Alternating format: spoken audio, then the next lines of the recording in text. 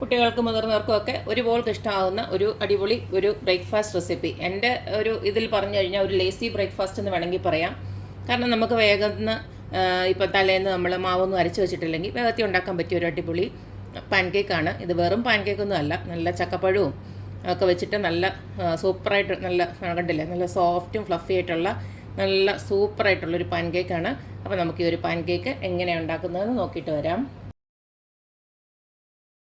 ചക്കപ്പഴവും പഴവും ഒക്കെ ചേർത്തിട്ടുള്ള പാൻകേക്ക് ഉണ്ടാക്കാനായിട്ട് ഇതുപോലേക്ക് ആദ്യം തന്നെ 2 മുട്ട ഒരു മിക്സിയുടെ ജാറിലേക്ക് ഒന്ന് ഒഴിച്ചു കൊടുക്കുക. അടുത്ത ഇതിലേക്ക് ആവിയിൽ വേവിച്ച് വെച്ചിരിക്കുന്ന ഇത്രയും ഒരു ചക്കപ്പഴം ഒരു ബൗൾ നിറച്ചുണ്ട്, അതൊന്ന് ഇട്ട് കൊടുക്കുകയാണ്. ഇനി അടുത്ത നമുക്ക് ഇതിലേക്ക് പഴമാണ്, ഇത്തിരി കറുത്ത് പോയ പഴമാണ്, എന്നാലും കുഴപ്പമൊന്നുമില്ല. പാൻകേക്കൊക്കെ ഉണ്ടാക്കുമ്പോൾ ഈ ഒരു പഴമെങ്കിലും കുഴപ്പമൊന്നുമില്ല.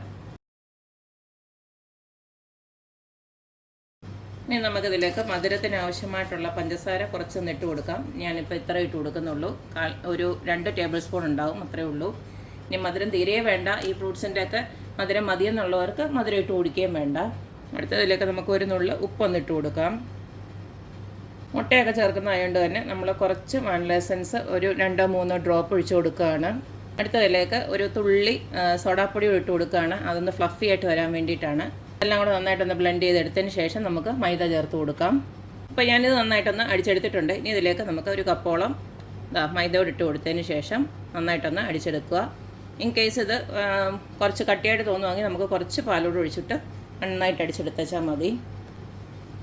ബാറ്റർ നല്ല കട്ടിയായിട്ടിരിക്കുക. അപ്പോൾ ഇത്രയോടെ ഞാനൊന്ന് പാലൊഴിച്ച് കൊടുക്കുകയാണ്. അപ്പോൾ ഈ ഒരു പരുവത്തിന് അരച്ച് എടുത്തിട്ടുണ്ട്. ഇതൊരു ബൗളിലോട്ട് ഒഴിച്ചു കൊടുക്കാം. ഈ ഒരു കൺസിസ്റ്റൻസി മതി, കൂടുതൽ വെള്ളമായി പോരുത് നമ്മുടെ ഈ ഒരു ബാറ്റർ. അപ്പം ബാറ്റർ ഇവിടെ റെഡി ആയിട്ടുണ്ട്. ഇനി ഇതൊരു 5 മിനിറ്റ് ഒന്ന് ഇരിക്കട്ടെ, അത് കഴിഞ്ഞിട്ട് നമുക്കത് പാൻകേക്ക് ആക്കിയെടുക്കാം. ഇതുപോലെ കരിക്കണം, നല്ല സോഫ്റ്റ് ആയിട്ടുള്ള മാവായിരിക്കണം. അപ്പം നമ്മുടെ പാൻകേക്ക് ഉണ്ടാക്കാനായിട്ട് ഇതുപോലൊരു പാൻ ഞാൻ അടുപ്പിലോട്ട് വെച്ചിട്ടുണ്ട്. ഇനി നമുക്ക് ഇത് കുറേശ്ശെ ഒഴിച്ചു കൊടുക്കാം. ഇത്തിരി പരത്തണ്ട, ചെറുതായിട്ടൊന്ന് ഇങ്ങനെ ഒന്നാക്കി കൊടുത്തേച്ചാൽ മതി. ഇതിൻ്റെ മേലെ നിങ്ങൾക്ക് ഒന്നെങ്കിൽ ബട്ടറോ അല്ലെങ്കിൽ ഇച്ചിരി നെയ്യോ ഒഴിച്ചു കൊടുക്കാം.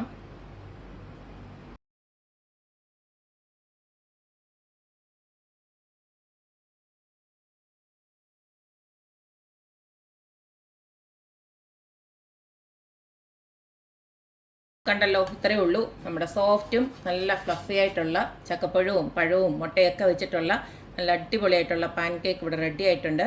അപ്പം നമുക്കൊരു ടേസ്റ്റ് ഒന്ന് വ്യത്യാസമാക്കണം തോന്നിക്കഴിഞ്ഞാൽ ഇതുപോലൊക്കെ ചെയ്താൽ മതി. നല്ല അടിപൊളിയാണ്.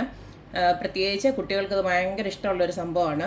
ഇത്തിരി ഒരു തേനോടൊന്ന് ഒഴിച്ച് കൊടുത്തു കഴിഞ്ഞാൽ കുട്ടികളത് നല്ല ഉഷാറായിട്ട് കഴിച്ചോളും. അപ്പോൾ എപ്പോഴും പറയുന്ന പോലെ എൻ്റെ റെസിപ്പീസ് ഇഷ്ടമുള്ള എല്ലാവരും please like, share and subscribe. അപ്പോൾ ഇനി അടിപൊളി വീഡിയോ ആയിട്ട് വരുന്നവരേക്കും ബായ്.